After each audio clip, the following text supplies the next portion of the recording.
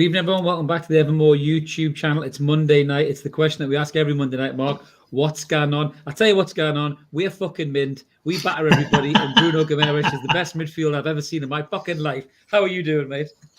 Thanks for joining, everybody, and good night. Good night. That's it. Drop the mic off and go. How you doing, bud? Yeah, I'm not too bad, man. Not too bad at all. It's we'll talk about certainly one football club being very, very, very good at the moment. Absolutely, yes. And there is other ones that aren't very good, mate, but we'll stay away from that. But, we're here to talk all things black and white, mate. But yeah, it's absolutely fantastic.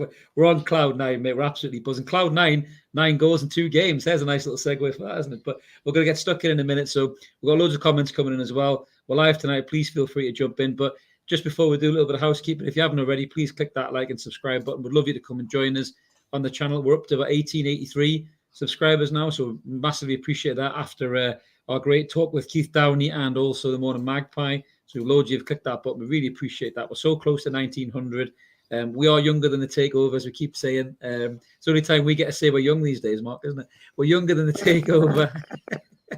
And yeah, exactly. Long may the subs grow, mate, because we're so close to 2,000, which is a massive milestone for us. So as I said, we've got a few people in the comments already, which we're going to get stuck in. Ash has already jumped in there because he knows where we're going first. He knows we're going for a Brazilian, and I don't mean wax. I'm talking about the best midfielder, arguably, I'm probably ever going to see in black and white, mate. We're talking about Bruno Guimaraes, or however you want to pronounce it. The lad is just absolutely fucking amazing. Mark, break me down some stats about how class this kid is with his beautiful Super Saiyan haircut that he had at the weekend, mate. Fucking class. Go on, take it away, mate. He's taken a leaf out of the old '94 Romanian side, hasn't he, with his bleached blonde hair? But he said, didn't he? He said every time he does his hair like this, he scores. So he's keeping it now until after the World Cup, I think. So, do you know what? It was an utter pleasure to watch.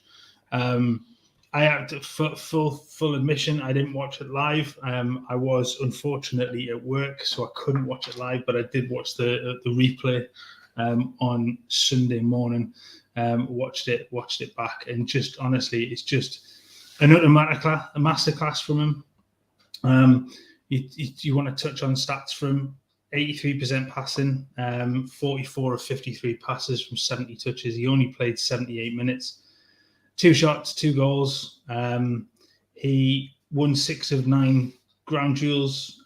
He had 4 tackles and a clearance, and he was just all over the place. He was so good. The proper engine again of that midfield, and looks thoroughly back to his best. And just as I put in the thumbnail, he is truly world class. And is he the best midfielder that Newcastle have ever had?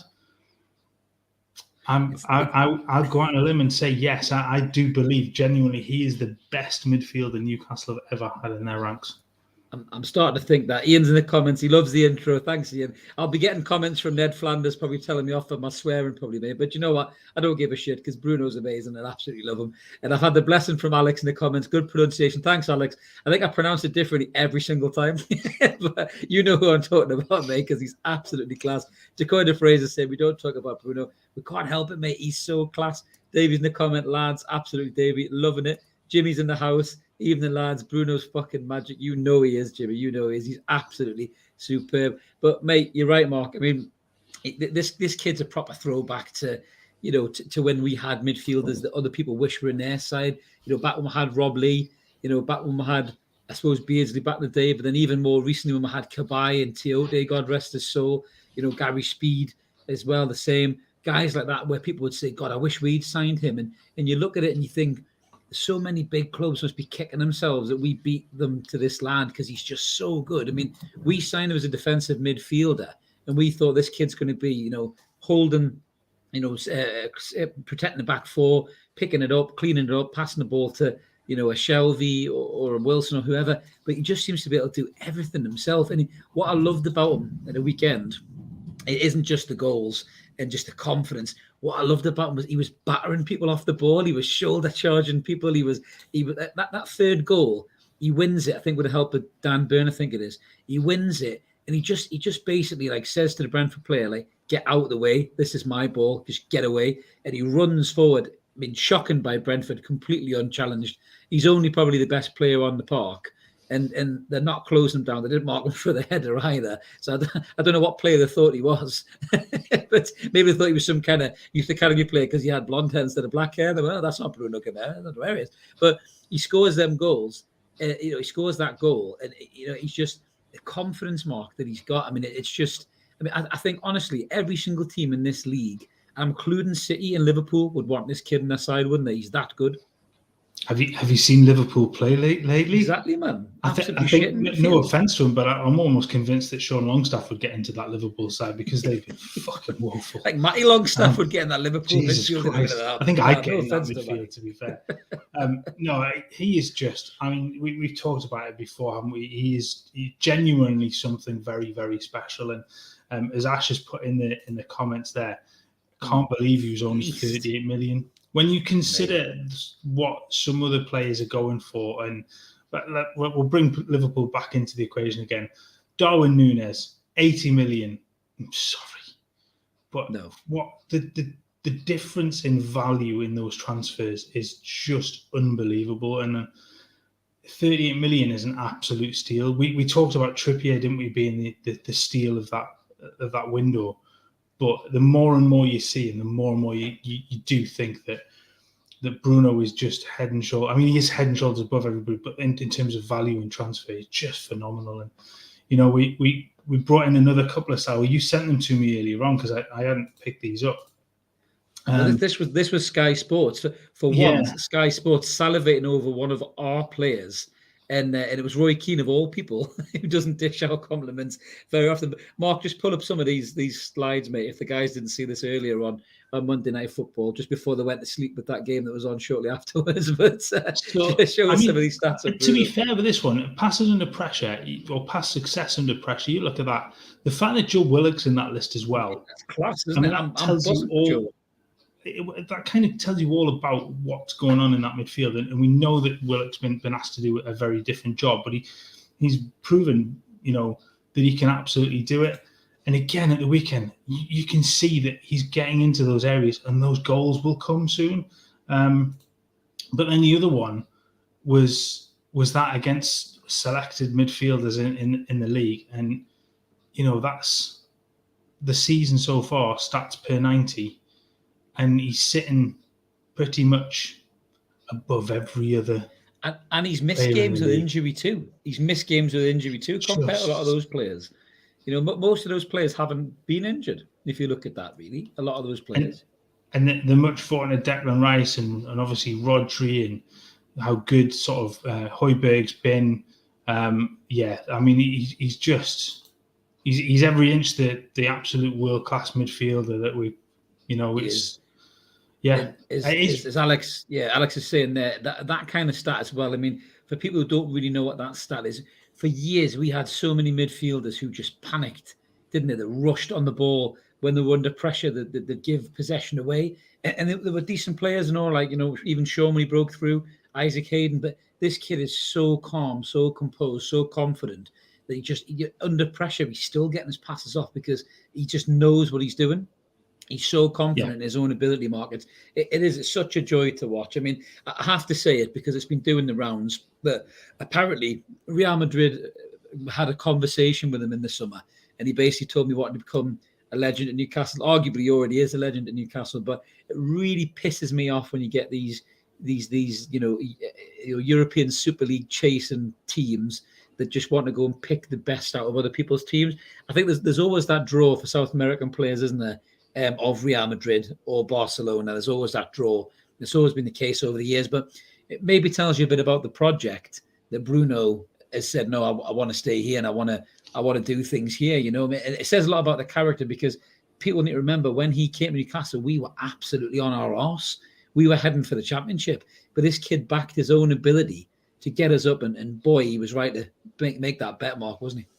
It was. I mean, you touched on that word project as well, and that was his statement, wasn't it? He wants to be a legend. The ground loved me, and I love them. I never doubted the project. And Joy, you've got that. You've got that love between player and fans, and it is wonderful to see that amount of passion that goes both ways. and he's definitely fulfilling every sort of promise that you had of him coming in, and just how many more levels can he step up as well? And that's almost the scary thing, because he's not old. He's got plenty of years ahead of him to be able to still improve his game. What is he, 23, 24? Is he 24? 24? It's a good point, but Aaron, actually, in the comments, good to have you in the comments, Aaron. And absolutely, mate, I totally agree with your second comment too. They do want to fuck off, mate. Absolutely, it's that tap and player thing that's supposed to be illegal, isn't it? But there's such an arrogance about these super clubs that they find these little pockets of conversations. Bruno was probably on holiday somewhere with maybe one of his Brazilian teammates or something like that, and there's probably a mutual agent or a mutual player or something like that, and then there's been a conversation like that potentially, and Bruno's just said, "Oh yeah, great, thanks guys," and obviously Real Madrid are huge, but I'm quite happy where I am. Thank you very much. And Bruno's not scared to say things like that, is he? He's not one of these players that keeps the cards close to his chest. He's a real character as well, which I think is another reason we love him so much, is because he's got so much character. I saw the bit when he was walking at the ground before the game with Joe Linton, and he saw the photographer, and he was like, "Ooh, Serena," and he was giving a thumbs up and all that. He just seems like a lovely lad and such a crack as well, And I think Eddie Howe even mentioned it when Bruno credited him for teaching him headers, because he said he never scored a header, and Eddie Howe burst out laughing, didn't he, in the post-match interview, which I thought was class as well, to be fair, mate. So it was absolutely class. We've got some other comments coming in there as well. So Ian's right, saying Bruno will be with us till we're a Champions League team fighting for the title. He's a fucking Geordie. I love it, mate. Absolutely love it. And Jimmy's saying the thing is with Bruno, he's mint on off the pitch. That's exactly right, Mark, isn't it? Winning mentality. That's something we've lacked for years at this club. And you can't buy that. Like, that's not a tangible sort of thing that you can go out and get stats on or anything like that. And it is very much the intangibles that they look for. They talk about that a lot in American football, where you're looking for the character of the player, and it feeds back into this whole no dickheads policy, doesn't it? And he is the right character. He's got the right attitude, and he's a born winner. There is nothing about that lad that screams anything other than he was going to win it all.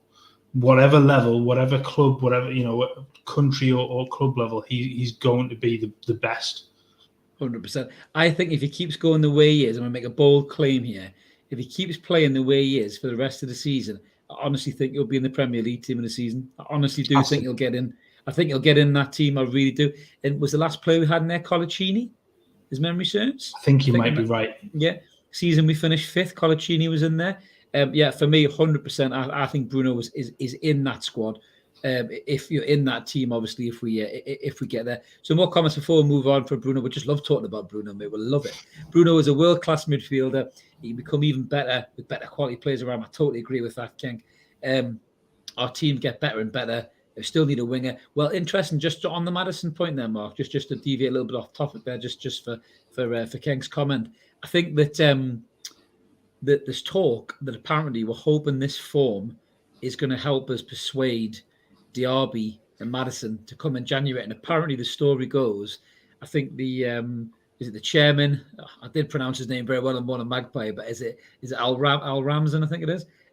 Yazir Al Ramzan, he's coming to a game, and apparently if we're within earshot of Europe come January, apparently he said they're going to go for it, as in Maddison and Diaby. Mate, could you imagine bringing these two into this squad as it is now with that extra quality? I mean, Jesus, where could we finish if we're sitting 5th or 6th by then?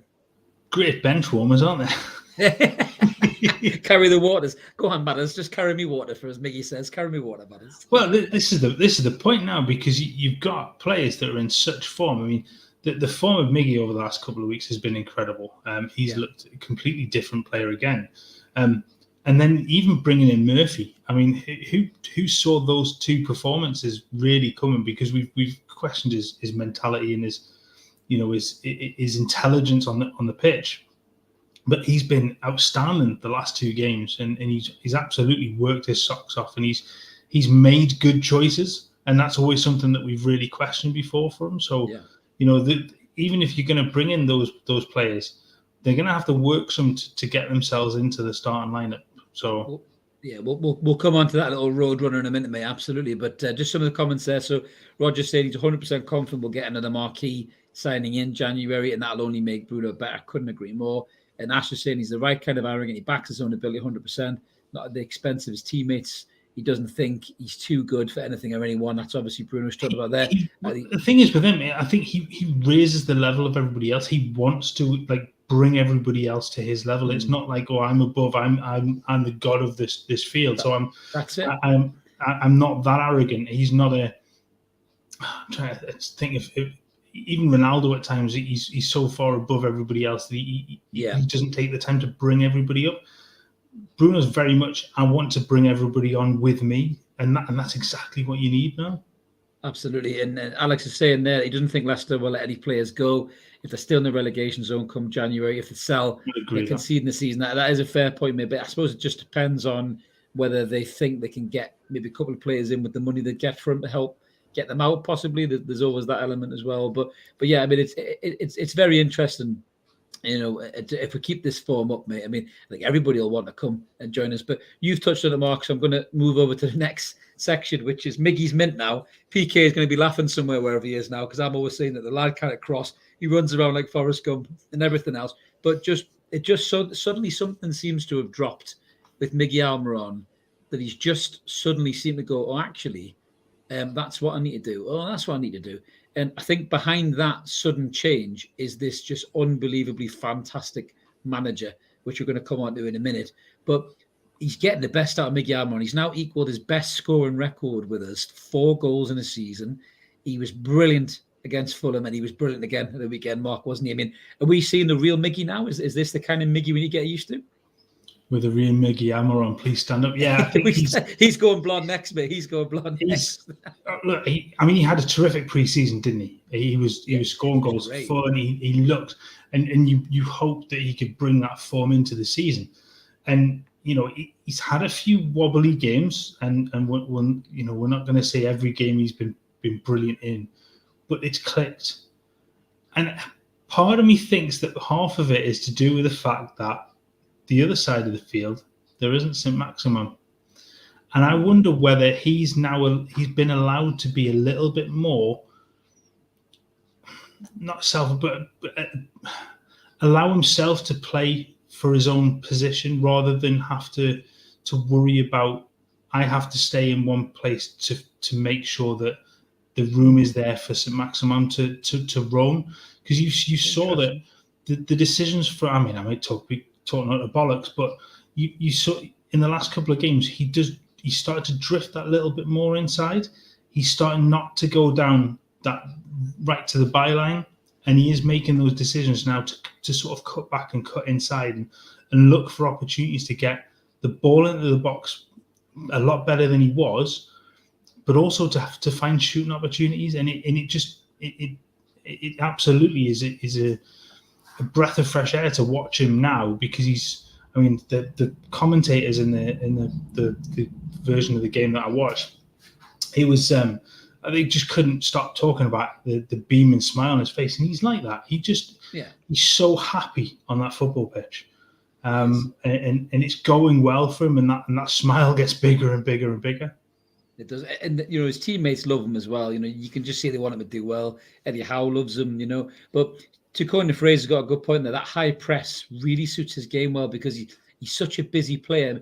Maybe what he lacks in natural raw ability, in terms, he's not like a Mahrez or anybody like that. Do you know what I mean? He's not going to cut inside, beat 3 men, smash in the top corner, but he's got just endless amounts of energy and that pace. I mean, you saw that with the goal at the weekend, shocking by Brentford again, but that pace, Miggy is the quickest player to that, sniff that out and put that press on, put that pressure on, and then he wins. He wins the ball back and he scores the goal, and it was a good finish. And Ian's right as well. What's dropped with Almirón is proper coaching, and Bruno finding them all the time. Just a bit on Miggy, Mark. When Rafa had him with the 3 amigos, wasn't it? It was Perez, Rondon, and Miggy. Miggy was starting to look a bit better then too, because Rafa knew how to coach him. He knew how to get the best out of him, even though a lot of the football we play was very much counter-attack football, soaking up pressure. It wasn't high press like Eddie Howe was playing. It was more sitting back, winning it with pace. With Miggy.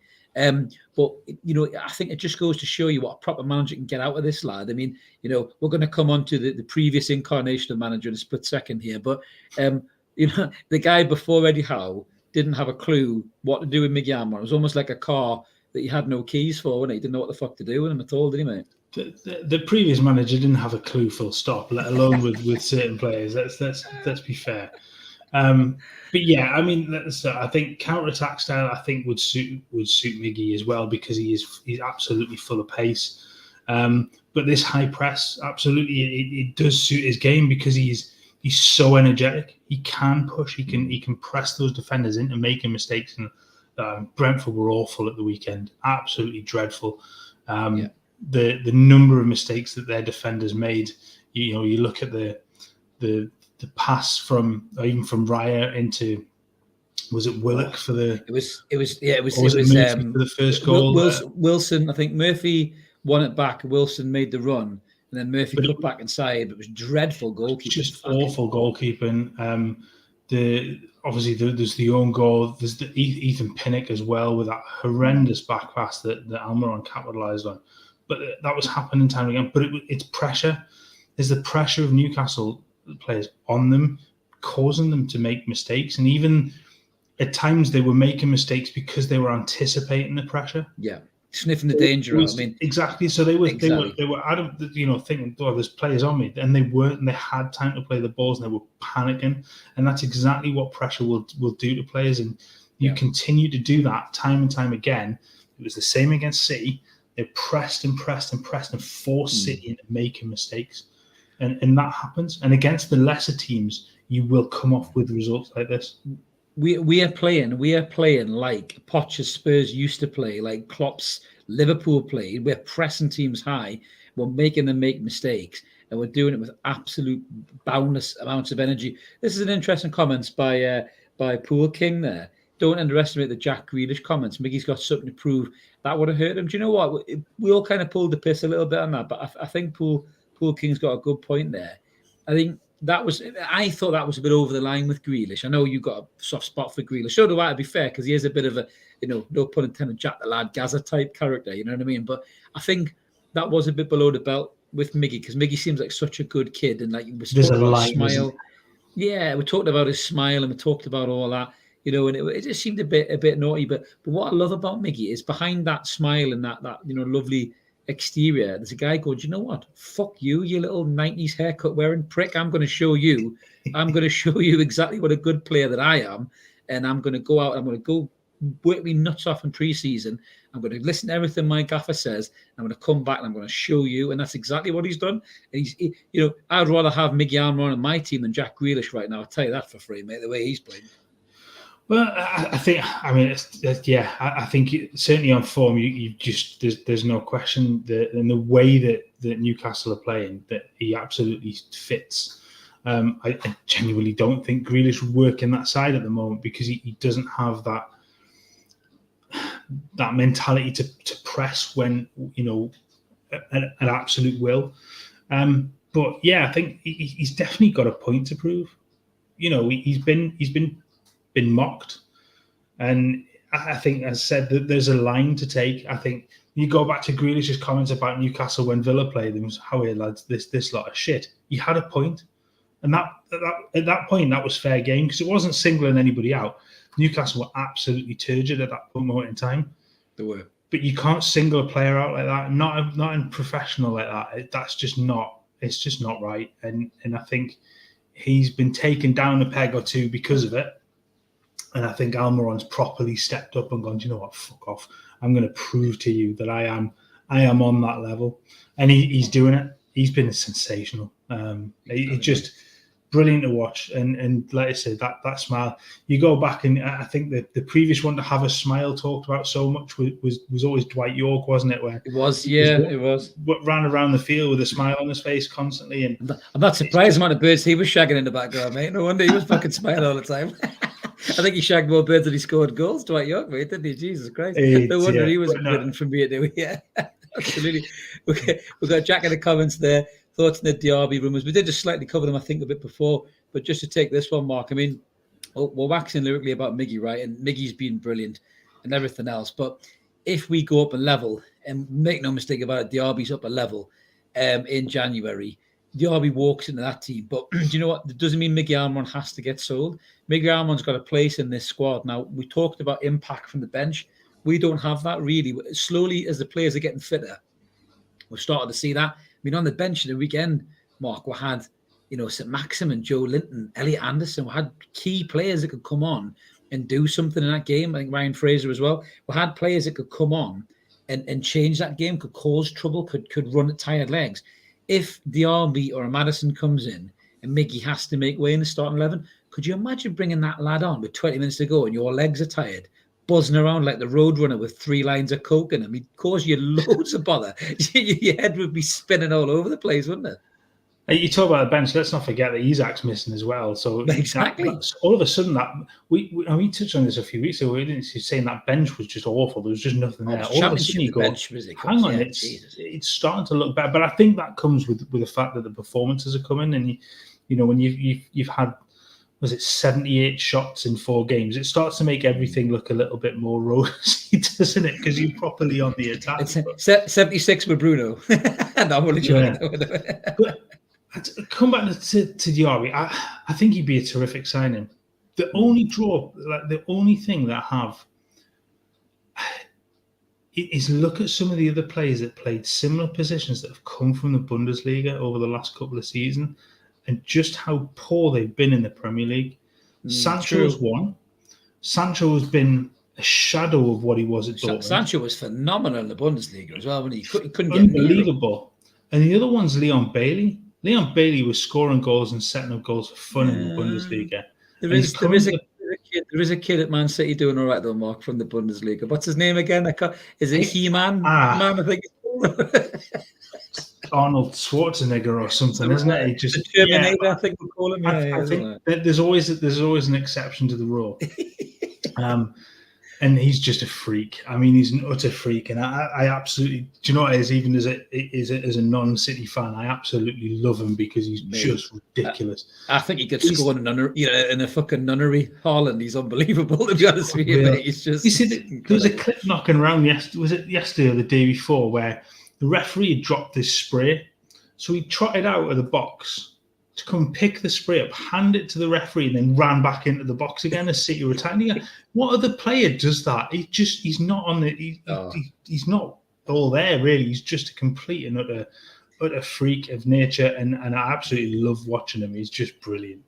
So it's just, I had to pull that up for me. It's a bit on the knuckle, but I do like it, Aaron. I do like it, mate. Absolutely. I could make a joke about whether we could actually see him or not, but I'm not going to do that. So moving on to the next section. So we're talking about our manager before. He's a wizard. And why is Eddie Howe a wizard? Among many things, obviously, he's fantastic, he's amazing, he's magical, but he's also seemingly gave Jacob Murphy. You can break out the Danger Mouse theme tune here. I was. One that the kids might not know. Do you know what, though? Do you know what? The reason he's a wizard because he has somehow give Jacob Murphy a brain, judging by the last couple of games. But just a little backward step a second to Eddie Howe. So thank God for Toon Polls, if anyone follows Toon Polls on Twitter. Toon Polls, you're a legend wherever you are, mate. TalkSport turned around. The shithousery on TalkSport, the brass neck, more neck than a giraffe TalkSport, turned around saying, who is the best manager in Europe? And the listed managers in a poll, and they did not list Eddie Howe. So Toon Polls rose to the challenge, and he said, fuck you.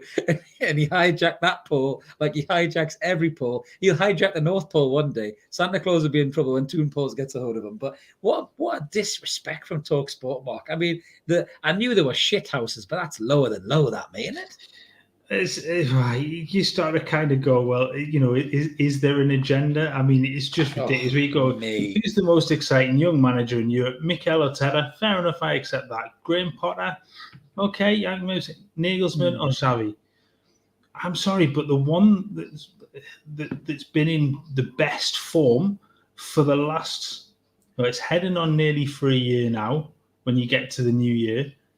It has to be Eddie Howe, surely. Gotta be, man. No, surely to God for the shit that he walked into, because he walked into a club that was completely fallen apart. None of the players. I mean, there were players that were ready to leave. They were rock rock bottom. They weren't scoring. They were conceding too many. Players didn't know what they were doing.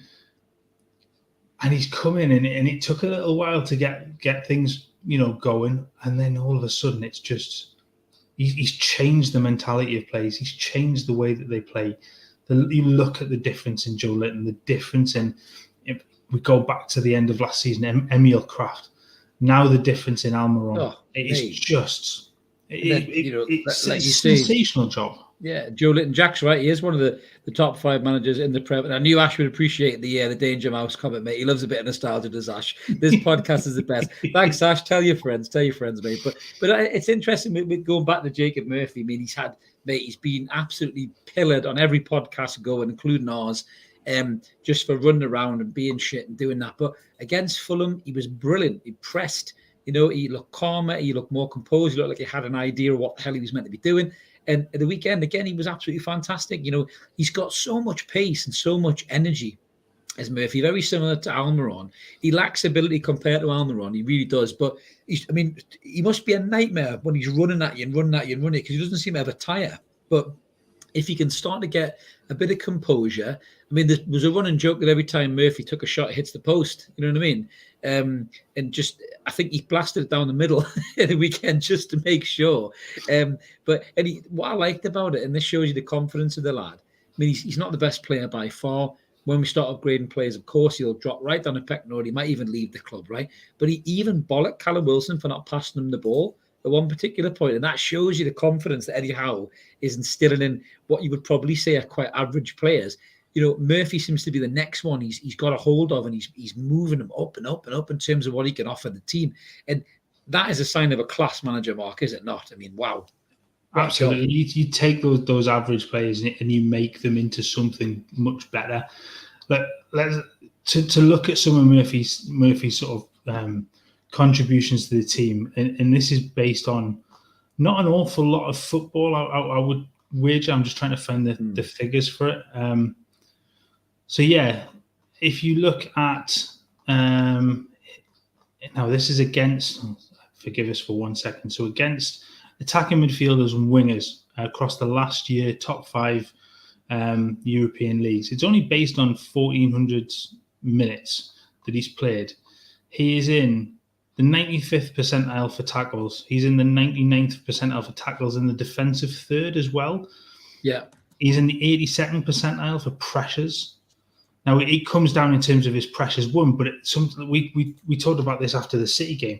It's not all about the number of pressures that the statistics say you won, because they're counted as the way you've won the ball back within so many minutes or so many seconds of you applying the pressure.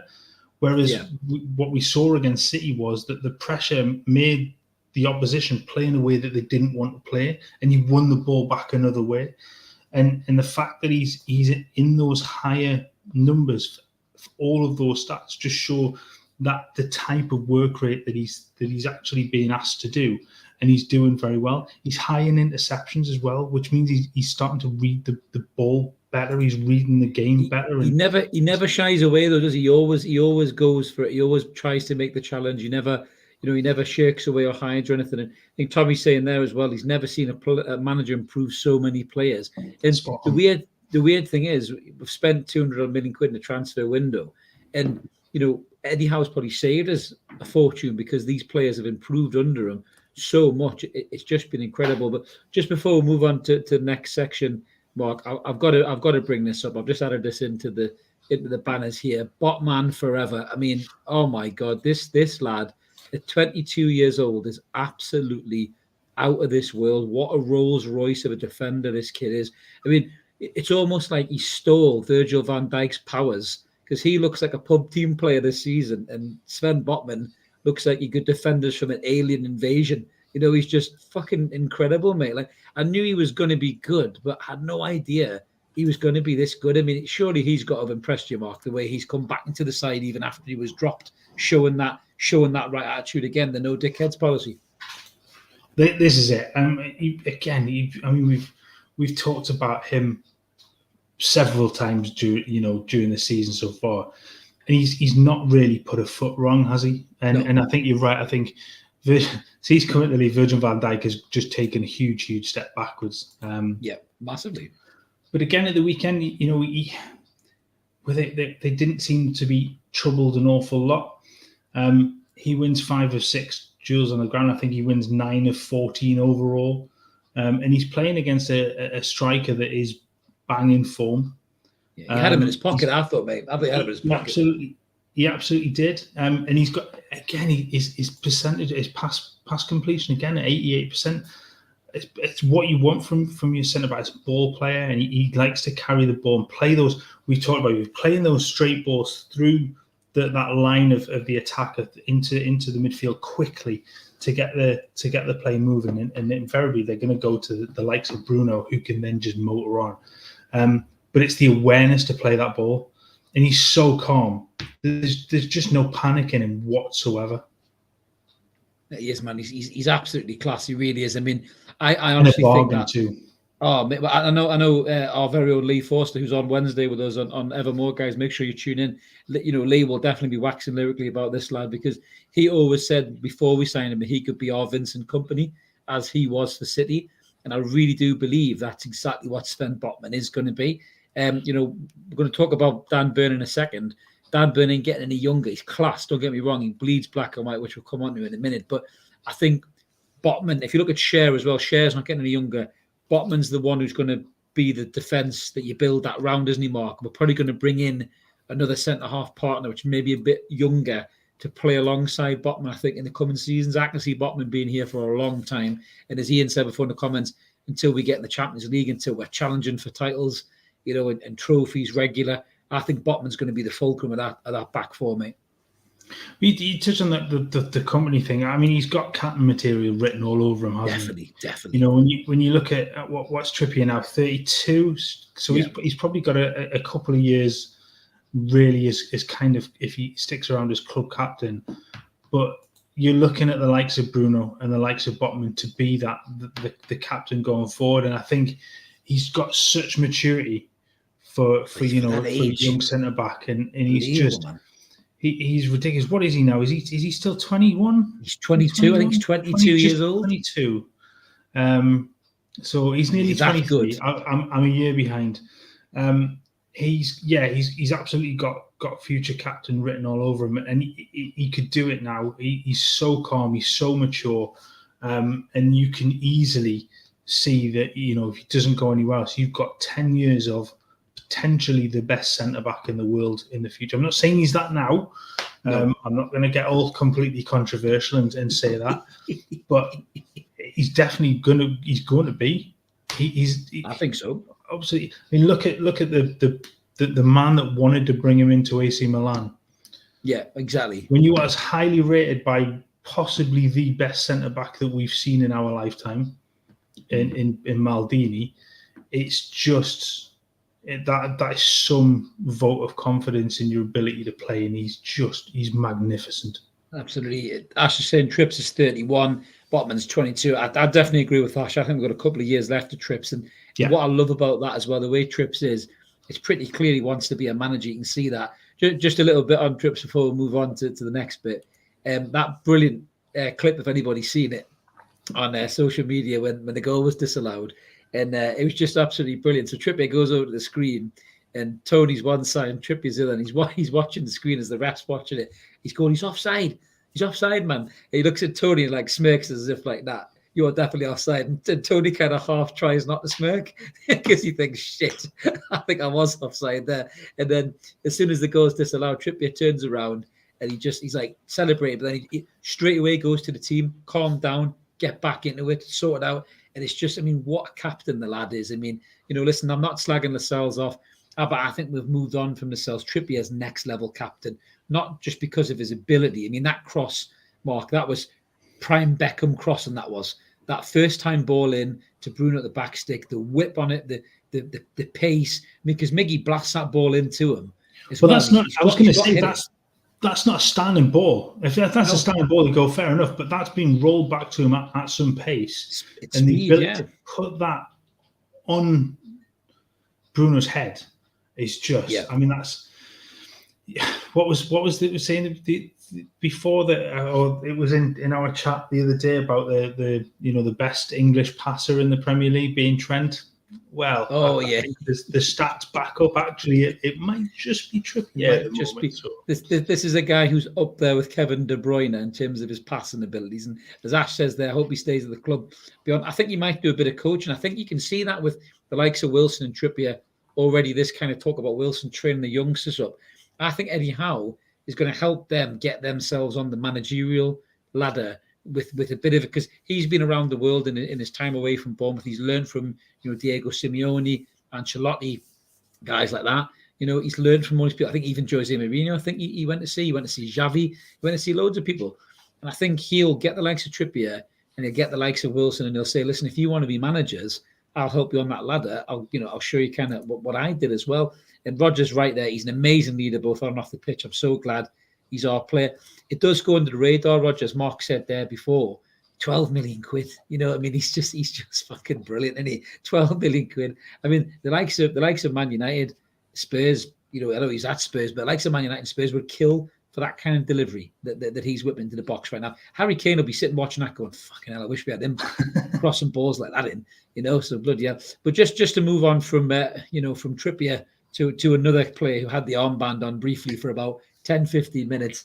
Dan Burn, mate. I talked about him on a Magpie this morning, but mate, how class is it for a lad who's born in Blythe, whose family are all mad Geordie season ticket holders, to be wearing the captain's armband, bleeding black and white. I loved his comments as well when he said, I played for Brentford in the first half, because he said he obviously didn't have the best first half. But I mean, just tell us a little bit about Dan Burn, Mark. I mean, he often goes under the radar, but I mean, what a signing he's been as well, man, Dan Burn. Well, I know you said Steady Eddie there, but he's so dependable. And I question the sort of him playing at left back and him not quite being as effective going forward. But what he does give you is such stability and the ability to add that third centre back at times when absolutely needed. He wasn't needed to do that at the weekend, obviously, but he just gives you that a little bit more defensive stability, I think, and he's such an immense character. Yes. And that's not intended to be a mention of his height, because he's 6'7", so we've got to mention that again. Or 8'6" according to Chelsea, if you remember that from last season. So that kind of But he's just such a dependable player, and again, he came in for absolutely nothing when you consider the transfer market. 13 million quid or something. Yeah, and he's been so good. He just, I mean, it's got to be such a brilliant high for you to come back to your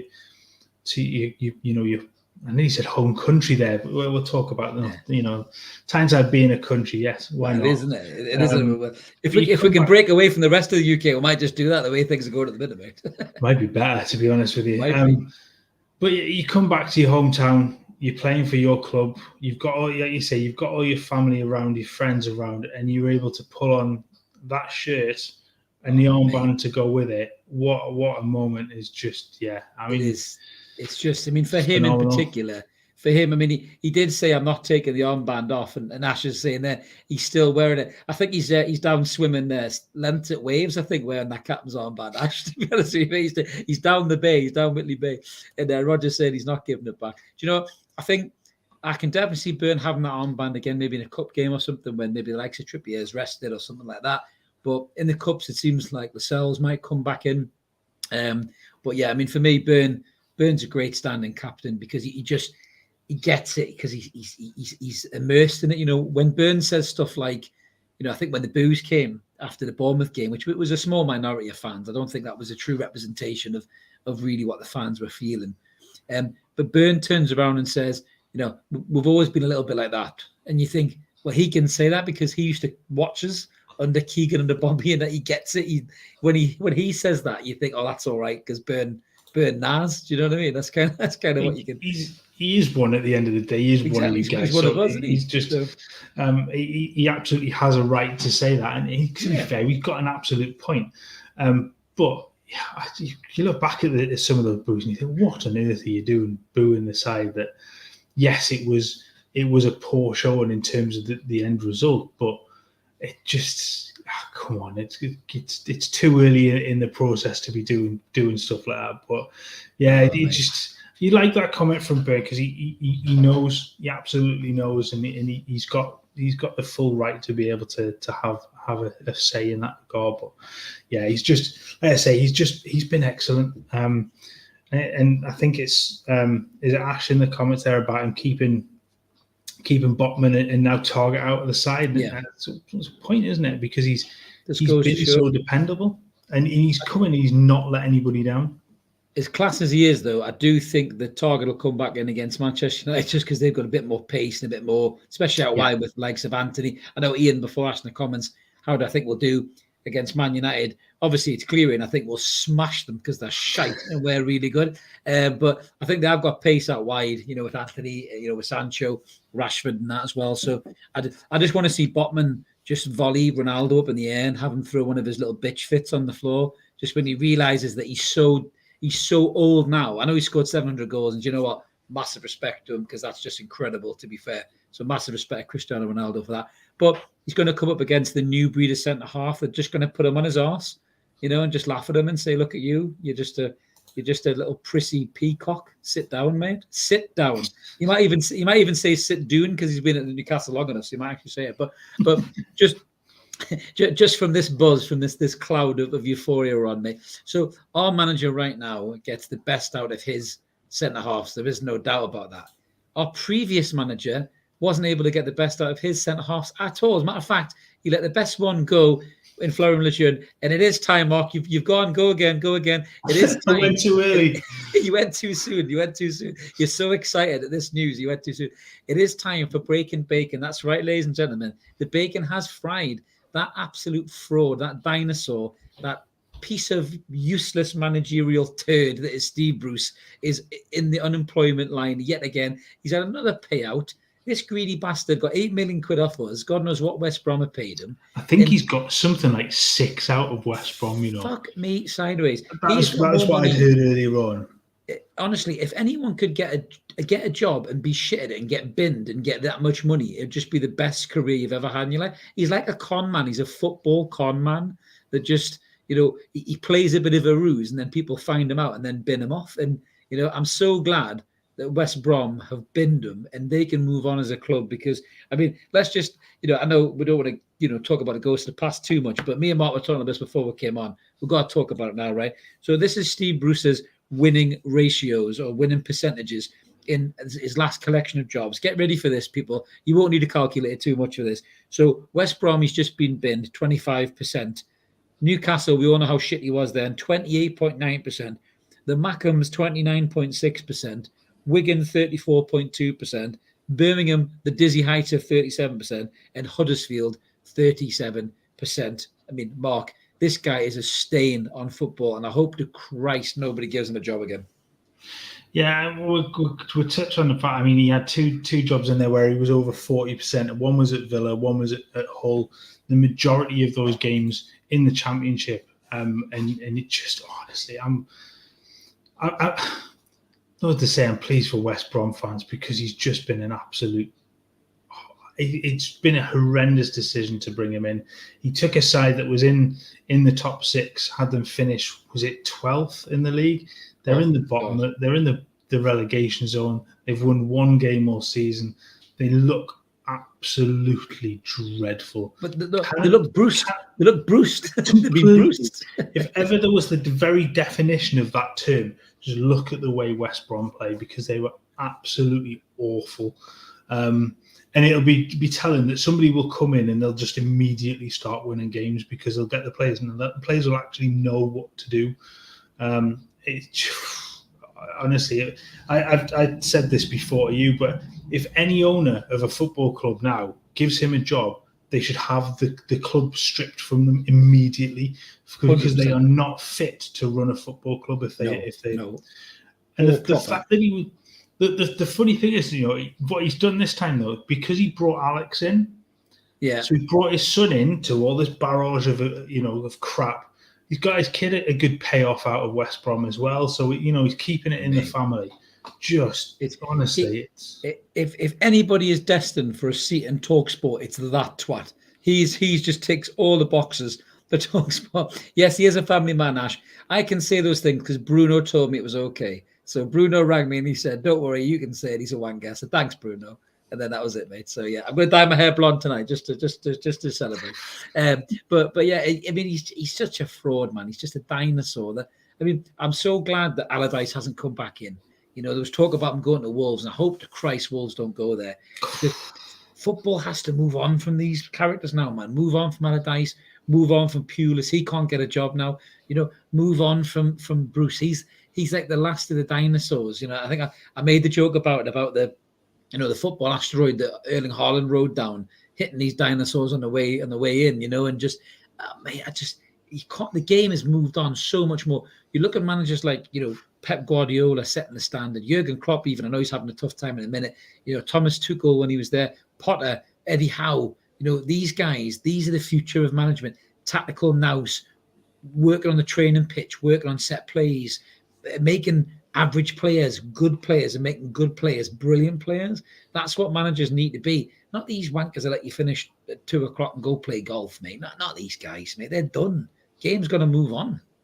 Yeah, completely right. They've just never moved. I think that was one of the comments to my tweet from the page earlier on. But it was just he's never embraced modern football. He's still stuck in his 90s, early 2000s standard style of football, style of management, and it doesn't work for the modern player. And we're 20 years removed from it, and football has massively changed in those 20 years because you go that far.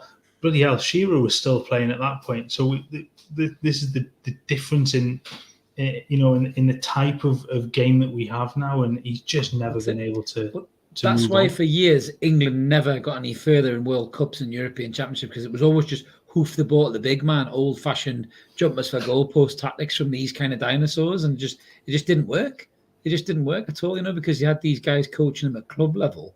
And mate, honestly, if he comes back into football, it'll just, like you say, that club just deserves to be fined or something like that. But moving away, I got to question number one. Absolutely. One last one on Bruce then. Yeah. Do you now ever have any inclination to hire Steve Bruce? If the answer is yes, Ash, pull a lever and there's a trapdoor that just go flying down and never return ever again, mate. That's probably the best way to handle that, I would say. But James Bond style electrified chair and just go, yeah, I'll have you. That's exactly. So I've got just a couple of more ones, and Bruce actually will cover these just before we move on. So is that Cesare says, all of these ex-football pundits gave us so much grief for wanting Bruce out. Well said, mate. Amen. Exactly. Do you know what the funny thing is about that as well? You look at some of his former players, right? Likes of Savage, likes of Sutton, right? Likes of Danny Murphy and all these wankers, right? Like Danny Murphy questioning why he'd have a throw-in coach. These are exactly why they're sitting in TalkSport studios or BT Sports and not on a touchline, because they're fucking detached as well. Absolutely. Peterson saying that, well, it must mean Bruce there. Bruce has had a career out of being sacked, unless Bryce is really shit at his job. That's how he gets his next job. His name is now Steve Bryce. What's your name? Dave Bryce. Well, Dave Bryce. You look familiar. Have I seen you before? No. I look a lot like Steve Bruce, but I've never met him before in my life. Or Bacon, did you say? As Asher said, jumpers for goalpost, isn't it? Wasn't it? Yes. I've got to be honest, you almost verge on sound like a character from Father Ted, to be honest with you. I do a little bit. Or a little bit like Michael from Alan Partridge. Mr. Partridge. Hi, Mr. Partridge. Hi, Kit Kats. Hi, I've got Kit Kats, Possibly him as well. Possibly him. But yeah, we're going to move on. We're going off on a tangent now because we're coming towards the end. So yeah, let's just cover the last couple of comments. So, going down the weekend, mate, war flags. We were expecting something special. We've had Thomas before on the show. He's top bloke. They're all absolute heroes in my book. I don't even think they should pay for their tickets, but they don't get a penny off the club. They don't want a penny off the club, but they absolutely smashed it out of the park at the weekend. Mark, pull up some of these images if people haven't seen it. I mean, that's what was in the Gallagher end. Just absolutely phenomenal. Just the talk about the takeover. You can see what the work they put into it, the graft they put into it, the expense that must have cost as well. And then also the best part at the bottom there, Mark, for me, which was just absolute fucking genius, was all the ins and then the outs. Whoever thought of that is just they deserve their season ticket for life because it's just brilliant. It's Of genius, all of that, yes, all the players in, I think is just a fantastic touch in that regard. And then to put that at the bottom is just comedy genius. I absolutely loved it. I said to Keith Downey when we had him on about did he buy a pint? Has he bought a pint? In the city since he broke the news. Whoever came up with that for War Flags needs a free pint off people, because that is just absolutely superb. So I'm just laughing here. It was quite camp actually, Ian. I was going quite camp there, to be fair. I'm not sure what was going on with old Dave Bryce. That was Dave Bryce, not Steve Bruce. That's what it was, man. That's why I made him sound a little bit camp. We've got Ash there saying War Flags added motion, mind blowing. Do you know what it is? I think Dan Byrne even talked about it, Mark, as well, didn't he? That when they weren't there against Bournemouth, it changed. And I think I even said it, didn't I? It was a little bit like the yellow wall not being there at Dortmund. It's not the same. It sets that cauldron off that if you're an opposing player, we spoke about this before, if you go into that as an opposing player, you're thinking, Jesus Christ, listen to this. Like, look at this. And the players, Newcastle players must feel, 10 foot tall, chests are out, thinking, how can we let them lock down today? Listen to that. And the likes of Trippier being the captain that he is, Wilson being the leader he is, Dan Byrne, even Pope, they'll be going, listen, we need to put it in the day for these guys, put it in. And I think it's become such a vital part, isn't it, of the club, mate? It really has. Absolutely. You don't want to rely on it, but it's very noticeable when it wasn't there. And the atmosphere just felt a little bit, not flat, but it just felt like it was absolutely missing something. And it's that interaction of the fans pre-game that gets everybody pumped, and you see the players come out totally pumped up to put on a show. The fans are there for them, and there is that noticeable difference when you sort of walk out and it is a bit quiet and you're not sure what's going on, and the players come out and they're like, oh, where's the noise coming from? It isn't there. Yeah. All of a sudden you come out, and we touched on this at the end of last season with the Arsenal game, didn't we? Those Arsenal players came out of that tunnel and they lost the game before they walked on the field, and that's what you want. You want that intimidating atmosphere. Absolutely. And if War Flags is part of that, it absolutely has to continue in this way, because it's so good to watch. It's so good to see. It is 100%. From an outside perspective as well, you look and just go, you want to see this more. You want to see this done right, and War Flags, they're doing it the right way. It's not club driven. It's not trying to be, create a false atmosphere in the ground. This is the fans doing it, and this is why it works so well. Yeah, absolutely. A couple of comments there. Cesare saying War Flag's best ever design. Couldn't agree more, mate. The attention to detail making it look like a Sky Feed Plus calling out Simon Jordan. Biggest burn ever. Yeah, he did have a bit of a twist on that, I think, on TalkSport. I think he said he was surprised that we could spell that well as Geordie. So I think I made a joke and said that if he could add that well, he might not have nearly bust Crystal Palace. So Roger Croc saying, biggest respect to War Flags. How the hell they actually better the previous show and are so applaudable. Absolutely, Roger, mate. They just go up levels, mate. They're absolutely unbelievable. Tommy saying you can see Byrne looking for it as soon as he come out of the tunnel. Like that goes back to Byrne, just knowing, doesn't he? He just knows what the crack is, man. Do you know what I mean? Absolutely superb. We've got Ash in the comments saying War Flags didn't invent tifos. By God, they perfected it. No other club in the league's attempts have come close to it.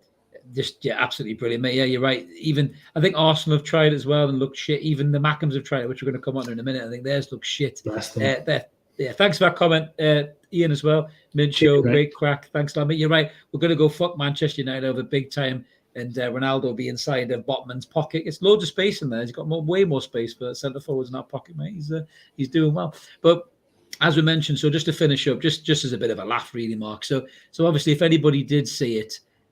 War Flags, got us going, but it also got our friends down the road going as well. The Salty Mackhams, mate. The Salty Mackhams decided to tweet about this. I don't know if we have the tweet, mate, or not, but if we don't, we can always discuss it. I didn't put it in. You didn't put it in. I didn't. Sorry.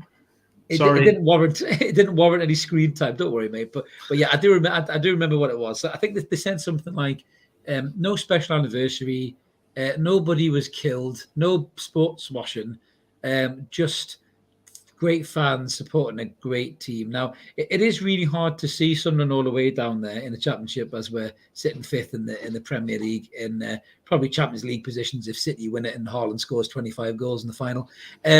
But yeah, they are still there, and they are still bitter, and they are still making noises. As we mentioned, Mark, War Flags aren't even funded by the club. So maybe they should do the research before they start throwing mud around. Do you think? Yeah, just a little bit. The other thing interested me as well, because you touched on this with a Morning Magpie as well. It was the quick comment from a Sunderland fan. I take it in the comment was about being plastic Magpie. So well done. Yeah.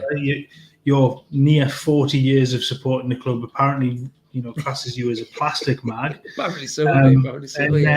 So well done. Yeah, thanks, mate. I really appreciate that. I wasn't even the insult was that bad. I didn't actually know it was an insult. I wasn't sure what he was talking about. It was poor. Like I mean, give me a blessing. He's probably just been allowed out of his absolutely out of his care home. But it just made me laugh. I think back to the pattern I think, mate, for that kind of insult. It wasn't the best. He needs some work, definitely. Yeah, absolutely not. Yeah. We've got plenty in the banter box. You maybe throw him a bone, and he can have a little bit of a giggle to himself. But yeah, that was quite funny. So it's winding them up as well, mate, which is just brilliant. So that's a great way to end the show. Thank you so much to everybody who's been in the comments tonight. We love having you on board. It's always great. It always helps the channel flow.